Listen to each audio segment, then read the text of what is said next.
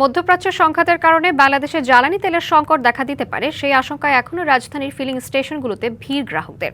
আরও জানাতে আসাদ গেট থেকে যুক্ত হচ্ছেন সহকর্মী মেহের মনি।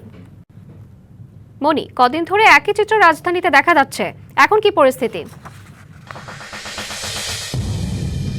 সরকার যে রেশনিং করে দিয়েছে সেই রেশনিং পদ্ধতিতেই জ্বালানি তেল মিলছে। সবাই যে কেউ অতিরিক্ত তেল চাইলে কিন্তু অতিরিক্ত তেল এখানে মিলছে না। অনেকে আসলে চাইছেন জ্বালানি তেল অতিরিক্ত নেওয়ার চেষ্টা করছেন, কিন্তু অনেকে দেওয়া হচ্ছে না। ভাইয়া, এখানে কতক্ষণ ধরে আপনি দাঁড়িয়ে আছেন? 30 মিনিট। জ্বালানির তেল কি সব জায়গায় মিলছে? না, আমার বাসা হচ্ছে বিরুলিয়া। আমি কল্যাণপুরে একটা পাম্পে দাঁড়িয়েছিলাম প্রায় 10 মিনিটসের মতো। পরে ওরা তেল দেয়নি, পরে এখানে এসে প্রায় 30 মিনিটের মতো অপেক্ষা করে এই মাত্র পেলাম। ধন্যবাদ। শ্রাবন্তী, আপনি যেমনটি শুনছিলেন যে আপনি তো তেল প্রতিদিনই নেন, এখন বাড়তি তেল কি নিতে হচ্ছে? নায়াসিনামাইড ও স্যালিসাইলিক সমৃদ্ধ লিলি ফেস ওয়াশ যা ফেসের ডেড স্কিন সেল দূর করে দেয় দ্বিগুণ ফাস্টার ব্রাইটেনিং। আমার আসলে তেলই নাই, আমি সেজন্য আসছি।